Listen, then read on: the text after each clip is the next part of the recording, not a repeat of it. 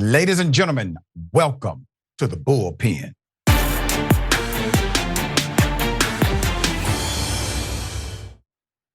All right, first time in the Bullpen, we have Mr. Juan Villasmil, commentator, Young Voices. He covered the debate, the Republican debate yesterday, if you want to call it that, in Florida. It was an interesting saga.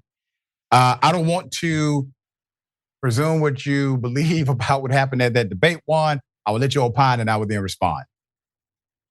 Yeah, so the loudest voice in that debate was not actually there. Right. President Donald Trump, who is holding a rally 30-minute drive away from the Arch Center in Miami. Nonetheless, there were some funny moments. Vivek Ramaswamy, co-ambassador Haley, and Ron DeSantis, Dick Cheney and 3-inch heels, which was a funny line. Well, hold on, Juan. I usually would not interrupt here. And forgive me, dear brother. I actually thought he was referring to Governor Ron DeSantis as having the 3-inch heels. And the reason I say that is because of the speculation around his boot attire. Yeah. So I thought that it was directed solely at him, at Ron DeSantis. But then when Nikki Haley responded, I was like, hey, that was not directed at you. Right. But then it said it was directed at both. So right. Yeah, there you go. Okay. So let's talk about the elephant in the room, no pun intended. Donald Trump obviously came out the winner based on the polling data. He wasn't even in the debate, but he won the debate based on Republicans. So right now you have a proxy war for what? What are they actually trying to do? Typically in a scenario like this, when you have a runaway candidate, you're trying to create viability so that you can negotiate yourself to a VP pick during the convention, or get enough delegates, get enough popularity to where you can have an agenda that is introduced and actually honored by the nominee of the party. I don't think either one of these things are going to happen with this slate of characters. I think the reason why they are still in the race is because they're hoping that Donald Trump is simply in prison and cannot be president. Yeah, so the latter is in some of the people's minds. In previous campaigns, one can argue that they're running for the VP spot, but I don't think Donald's going to select any of them for the VP spot. But nonetheless, although I can see the argument for increasing name ID, some of the people in the campaign and the governor's campaign, Governor DeSantis' campaign, for instance, seem to believe that he actually stands a chance. Same can be said about Ambassador Nikki Haley. Their argument goes something like this, and I talked about this with Iowa talk show host Steve Deese, who was there at the debate, who endorsed Ron DeSantis. He tells me that although Trump, yes, is really popular and he's leading by 30% in Iowa, he's sitting at 40% in Iowa. And his argument is that if people drop out, and now that the governor has the endorsement of another governor, the governor of Iowa, Kim Reynolds, it seems, according to him, that DeSantis could actually win Iowa, just like Ted Cruz did. But then wouldn't that be a repeat of what happened with Ted Cruz? He won Iowa, but then he right.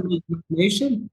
Right. And I understand the point of the broadcaster, but the reality is you have the plurality spectrum inside of a primary. So Donald Trump will likely not win any state in a Republican primary with over 50% of the participants supporting him. But he doesn't need to, because so many others are running and splitting their natural base. He has consolidated a very unique base that remains constant in every state. The only way you really make the model work is if all of these individuals running, they get behind one candidate, just one. It can't be two, just one. You may have a chance. Now you get competitive in these states because you do not split your natural base anymore. But they don't have the let's just say they lack the insight and enlightenment to do something like that, and they all believe they should be dubbed king or queen per se. But that would be the only way that you would defeat Trump, in my opinion, in the Republican primary by way of vote, and the other way is by way of indictment and incarceration. Yeah, definitely. Those are the only two ways. From what I could tell, being there, heading there actually, and I talked about this in the article that I just wrote for the Spectator World. You could see on the way to the debate, a mile away, people with Trump signs and Trump 2024 flags. You didn't see any people with Nikki Haley hats or chanting for Vivek Ramaswamy. You didn't see any people fainting when Tim Scott walked past them. Trump is the energy of the GOP. And the only way someone could actually challenge him is if he gets imprisoned, if he gets killed, or if everyone quits and they all unite behind a single candidate. And it seems like that candidate was DeSantis. But now with Nikki Haley reaching him in the polls in Iowa, although his staffers were really confident when I talked to them in Florida, really, really confident, a lot of people seem to be questioning if actually Ron can make this. Wow. Let me ask you this question, a little bit different than just the debate, but it came up during an interview with Trump where Trump was posed a question about a VP running mate and the guy offered Tucker Carlson. Trump kind of goes into this, well, the ratings would be great if we did it. We had great ratings when we were on TV together, blah, blah, blah. Naturally, that's not how we would hope somebody would pick a VP, but Trump would. I don't think Trump would pick Tucker. Now, I don't think that's even, he said he would consider him, but he was just talking. Trump, in my opinion, is going to pick someone not like Mike Pence, which simply means somebody who is such a Trump surrogate that they would not challenge him on any leadership decision. Do you see that any differently than I do in whatever VP pick he chooses?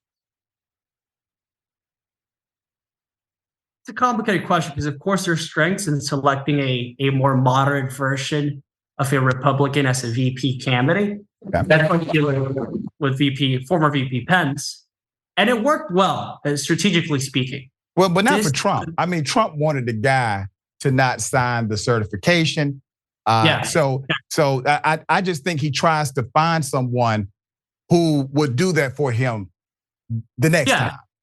Yeah, so like this time around, it seems like it's not a traditional election strategy. Trump also wants a fighter, and for him, he always says that loyalty is the most valuable thing, the most valuable currency in politics. And he actually believes that firmly. So you see a lot of people fighting, especially a Republican of former governor candidates like Carrie Lake and other women in GOP politics, since some people assume that the future VP might be a woman, since President Joe Biden, running mate, is a woman as well. So they have that in mind too.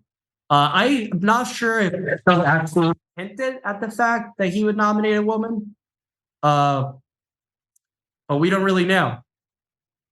Yeah, it's going to be interesting. So in my opinion, you give Donald Trump power again, you can kiss this form of democracy goodbye.